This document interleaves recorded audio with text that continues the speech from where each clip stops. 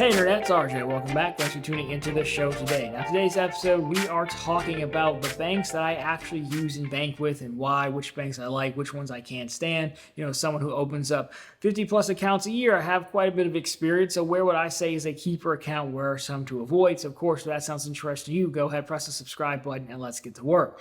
So yes, I get this question quite a bit. It was like, what are the banks you actually use or have actually stuck with, right? You use for various things. Now, of course, we'll touch on credit cards, but really is more so an overall look at the bank, mostly focused on user interface and convenience, but we'll cover everything. So, these aren't necessarily like endorsements for these banks, I guess, from the standpoint of like someone's paying me, but they're kind of end up being endorsements, I guess. So I get it, right? So again, if you're new here, we have profitablecontent.com and Run on the Bank. And those are channels dedicated to opening up banking products. And that's why you end up with, 50 plus accounts a year, which gives you a really good feeling of banking products, right? Now, the interesting part is there's usually you end up running into a few things, right? So some banks, I don't know enough to say that proprietary home built systems, but the Bank of America's, the Chases, the Wells Fargo's, they look a little bit different than others. Citi, maybe I'd throw there in there. I don't know. Again, I don't know enough to say they're actually like homegrown. They own their own systems and build it. I would imagine they probably do. But then you run into different like off the shelves. Like Meridian Link is like a company that sells like off-the-shelf banking products, and like you can actually see if you click into like the URLs on some of them when they're loading or something, like if the documents pop up, it'll give you reference sometimes the actual company who's providing that banking software. So like once you've seen like a Meridian layout, like okay, this is fine. And when you get companies like that, the good news is like that's what they do for a living, so their services are fine, right? I'm not really going to go too much into those, but then you get some that are just really bad and really awful. We'll talk about those as well, but most generally fall somewhere in the middle, like that's fine. So anyways, but these are the ones that I use. So with that context, the first one, we'll get the behemoth out of the way, and that is the House of Diamond and JP Morgan Chase. So I have obviously a bunch of credit cards with them, but an actual keeper checking account. I kind of use it as my personal operating account, if you will, that I pay most bills from. Most credit cards, bills, mortgages come out of that, utilities, that whole thing, right? So I have a whole video on why I got into Chase, and it has nothing to do with the credit cards. It was actually everything to do with the app. And some of you kids are like, what are you talking about? They all have apps. Like, no, you don't understand. Like the cliff notes of that video was back then, no one had apps that well. That was back when the iPhone was running the campaign of like there's an app for that, and like the App Store was still fairly new, right? So the fact that you could like just snap pictures of your check, do all your banking in here was great. And Chase has continued to make it easy. I'm not saying other banks don't have these features, but as someone who does, I do carry cash. I do need cash. I do need checks. Like to not have to carry my debit card, but be loaded into Apple Pay, and then it works with their ATM. So just to get cash out, just to tap it to the ATM, you can get cash. Super helpful. Again, I'm sure that's not exclusive to them, but it's helpful. In addition to that, Chase is everywhere I am, which works. I don't want to play the guessing game of like what ATM can I go to or whatever. It's just super helpful. In addition to that, it is also my oldest account, which does make a difference. I mean, it's back to like 2010, 2011, maybe, I want to say, something like that. And having an old account does help because, Chase is also known for being like hypersensitive and shutting down new accounts for things that are normal. They'll have a promotional offer that says deposit 10 grand. You'll deposit 10 grand and they'll freak out like, oh my gosh, where'd this money come from? And they'll kick you out. That definitely happens. If you see a post on Reddit about someone getting shut down, it's probably Chase.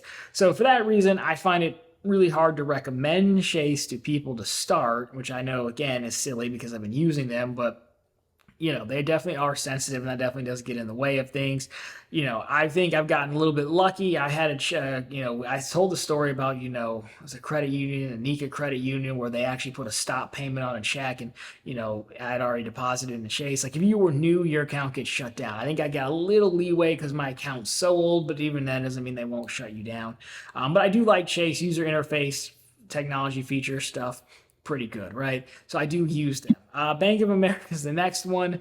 I use Bank of America for a specific use case. We've talked about it ad nauseum. I did a whole review on my year with Preferred Rewards. They're a relationship bank, which means give them more money, they give you more rewards. Pretty simple, right? And then we've got a whole Bank of America playlist on the main page. But the gist of Bank of America is I use Merrill Edge. It's not Merrill Lynch for poor people. It's Merrill Edge, as I've learned, to manage a Roth IRA. and that's how I get preferred rewards. But you do have to have a checking account with them. And so I have a checking account. I've got the app, but my main thing there is credit cards. Merrill, I mean, their Bank of America as a whole, their online user interface is just, I don't care for it in the least bit. Is it usable? Yeah, it's usable. But there are some things that are just weird. Linking an account is harder than you think. Like to pay the credit card, I'd like go through their bill pay versus just adding an account, which is not really good. So I don't use them for much except for the credit cards. Their app is getting much better. I could do without all the Erica notifications. There's a little weird virtual assistant. So would I recommend people do Bank of America? Nah, I mean, not really. There's nothing special about it. I just do it for preferred rewards. I'd recommend Chase over Bank of America. Again, I just use them for preferred rewards. That's why they're a keeper for me. Not terrible, definitely usable. Not the worst I've seen by far, but it could be a lot better. Now, the next one will surprise you greatly, and that is American Express. American Express I use on the business side. It is my legitimate business account, and I have a legitimate business card with it. Money goes into that account from Google, and like if I ever sell a credit card or two, which I'm terrible at selling credit cards, it'll go into that account as well. I do pay some business bills from there as well, mainly like ads for the channel that go on the Blue Business Cash and things like that. I did think it was important to, when you get to, it sounds pretentious to say, like when you get to a certain size or, to keep accounts separate. And so I've been trying to do that a little bit more. It does make things easier for the end of the year. So I didn't want a legitimate business account. I picked American Express because it's surprisingly hard to find a business account with no fees. Most of them charge fees. There's nothing special about it by any means. I think their app used to be better, and then they rolled in their app. They got rid of their dedicated business checking app and put it into American Express Blueprint, which is not very good. On desktop, it's okay, but like on mobile, it's not, because you can clearly tell it's like you're logging in, but it jumps to like, it's trying to do single sign on. So it'll pull your American Express card app log on, and you can literally see it loading, and then it comes back, and like, it's just very slow. It's not a seamless experience. For whatever reason, American Express, you can see your credit cards, but to interact with your credit cards, you have to go out to the credit card app, which the credit card app is very good. I like the credit card app a lot. The banking app is a little bit not as good, right? Is where every other bank, well, not every single bank, but the biggest banks, it's all in one, right? So I think that could be better. But it's no fees. You can only churn their bonus once, so it wasn't costing me a bonus. Sending money is fairly quickly, so I do like it. If you needed a business account, I would recommend American Express. I just haven't used their personal one, but their business account is good enough, and it's no fees that I would recommend it. The thing is, they want you to have a business credit card first, and then you can get the account. That's how I ended up with a Blue Business Cash as a business card, but I think it's fine. I would recommend it to people, given my experience. There's nothing over there that's been like, oh my gosh, I can't stand this. And again, given how hard it is to find free accounts. So there's that. Ally's another one I use consistently. Allies, I believe their customer service has gone downhill, but the product remains fine. I have a checking account with them. I don't really use it for much, but I have it. I'm hoping that they'll eventually send me the referral program, but they don't for whatever reason. I have the savings account. I've had the savings account since maybe 17 or 18, I want to say. And I've only ever had two problems with them. One, they turned off my transferabilities because they were protecting themselves from an external bank that screwed up. The other, all of a sudden, I just could no longer transfer money anymore, add new accounts to transfer, and I do a lot of transfers, and they handled that. Their customer service was abysmal in that, but I'm not really making excuses for them. I just don't know a bank that would have handled it any better, because banks, if you don't know, banks will not talk to you or tell you anything. So they just were like, we're going to fix it. And we're going to call you. And I'm like, you got the back office doesn't call people. Like, yeah, well, I don't know. Good luck. And eventually they did fix it. It took months, but they did fix it. To this day, I don't know what was wrong.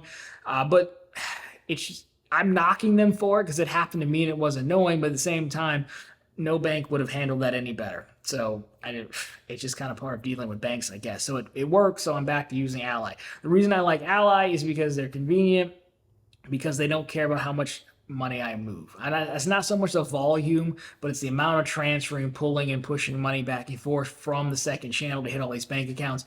They've never cared. Chase, again, if you go back to Chase, the reason I stopped using Chase for that is because, Chase will put you on freeze it. Chase will fraud department will block it. They'll call you. They'll make you get on the phone with the other bank to verify ownership of the account, even though you did micro deposits. So Ally's never done any of that. So for me, I like Ally. Their rates are not nearly as competitive as other banks. Like Ally makes their name on like, hey, we're well known enough in the digital only space to get away with offering you 4.2%, 4.5% when other people are offering 5%, but you never heard of those people, so maybe you don't want to do it. So I wouldn't say their rates are like top of line for known banks, and there's like the random ones that still can get you 5. CIBC, I think, is 5, for example, that I have. But anyhow, I would recommend Ally, especially, when they have their referral program and you can sign up or get a promotional offer, right? So those are the main ones that I use. You can give a shout out to Rocket Mortgage if you want. I do my mortgages through there, so I do interact with their platform a lot. Someone who used to work there and got thrown out when they threw everyone out. It has improved quite a bit. They're known for being expensive. That probably hasn't changed, but their online stuff is pretty clean, and it has improved from the time I did my first loan in like 17 or 18, maybe 19, I can't remember, to the last one in 2024. So, honorable mention to them. Now, honorable mentions again, Citi, I'm not putting Citi. I have, of course, custom cash cards. I've never really kept a Citi checking account long. I churn them. I do like Citi's app, and I do like their online presence. They don't really have great things to keep their checking account free, but I do like what they've done with the upgrade. So Citi is nice. Again, if you like Citi, fine. I don't dislike them. They have a nickname for a reason, but for the most part, things have gone well with me. Honorable mention, US Bank. I use them quite a bit. I don't really care for their interface or their app. I don't think they're very good. Cards are okay, but just don't think they're very good at all. Huntington, Wells Fargo were okay. Huntington's just like lacking certain things. Like there's no chat, there's no secured message. Their people are nice. Just for that reason, I can't recommend them. Too much. Capital One, actually. Capital One, when I had Capital One accounts, I like their interface. The same with Discover, too. So these are ones that I've had that I've noticed that I liked, but I don't keep them because I'm churning the accounts. I'm just throwing this out there in the quick hits section. But Capital One, Discover, also pretty good. Wells Fargo, fairly average, but fine. I got around, navigated okay. Other ones, Fifth Third was all right. You know who the worst one is? Because that's really what you want to know, the worst one, right? The worst one by far, by a mile, is PNC. PNC is god-awful interface. I got their credit card and I had their checking account, business checking account, and it's not convenient to understand how to make the payments to the credit card. They give you like these 2 sites. One is a site where you go and you can just see your history of the card, but you can't do anything. It was terrible. They've told me they're refreshing their site like for a year ago, and it has yet to happen. Again, everyone I dealt with at PNC, very nice, but PNC was just pretty bad. Citizens, I like Citizens has been nice. Their people are nice. They do something weird with the credit card as well, where the credit card's kind of over in like a new, you can click credit card from the product drop down, but it kind of takes you to another page, which is weird. But PNC by far the worst. Again, as we mentioned, you'd think there'd be more on the list, but again, you run into a lot of off-the-shelf things. And if you're using Meridian, I'm like, well, I've seen Meridian quite a bit, and it's fine. I know what to do. Credit unions use Meridian, and I don't know the name of the other one, but again, you'll start to see layouts, the same layout, just skinned differently, and there's nothing wrong with that. So, anyways, there's a lot of mediocre, okay. There's a few that are really good in my opinion, which are the ones I named. I think Chase is good, Ally's good, American Express, Citi, those are tops. Capital One, Discover, all good layouts. Probably my favorite ones. Again, banking products, you just want to make sure you can find what you need. Do they have a checking account that's, easy to use and it can remain fee-free? But as you know, you're going to get the best scope of products having them at multiple banks. All those banks that I like very much, I would never recommend a savings account from Bank of America, Citi, or Chase, no matter what. Ally, Capital One, Discover are going to be your mainline savings if you want. And then if you want to find, again, someone at 5%, you can definitely seek that out for sure.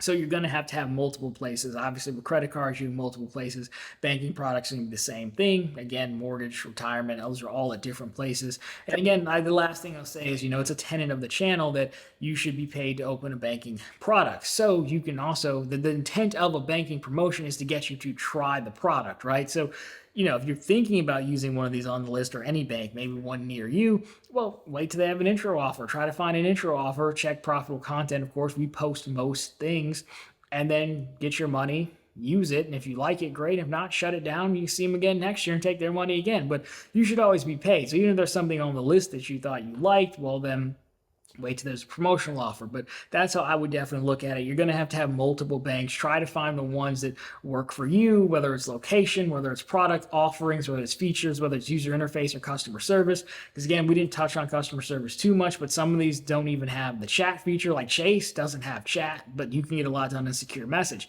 Amex has the best chat I've seen, but I don't really think they have like secured message. Not from what I've seen. Huntington has none of it, but they do have phone callback. So like they all kind of have these hit or miss things. No one's really assembled like the perfect bank, the perfect customer set, feature set, in my opinion, which is also very interesting. So as you go through and try to find a product that you like, that's one why you're probably gonna have to try a lot of them. And number two, you're gonna have to see like what are you prioritizing. I don't need to go in the branch a lot and talk to people. I deal with banks a fair amount, so most things I can figure out. You know, I don't mind calling either, but some people hate the phone, right? So you're going to want a better feature set. Ally doesn't have, they do have chat, I think. They don't have secured message like back and forth, I don't think. So anyways, all I have to say, you got a lot of things to consider. I've kind of run through the ones that I use and why I use them versus what I would avoid with them. Of course, there's a ton of different banks out there. That's why we stay in business for 4 years now talking about this stuff. But anyways, guys, if you like this one, consider dropping me a thumbs up down below. If you found it particularly interesting, consider subscribing to the channel. So we're posting content just like this every single week, and of course right back every Sunday with all the news you can use in the week that was in credit and finance. Of course, as we've said, every single day over on profitablecontent.com. The channel's blog is always linked down below for you, and on the channel homepage where we house the news stories, bank promotions if you want to get started, and credit card offers as well. Try out both while you're there. Anyways, guys, that's going to do it for this one. As always, thanks so much for watching. I'll talk to you very soon in the next one.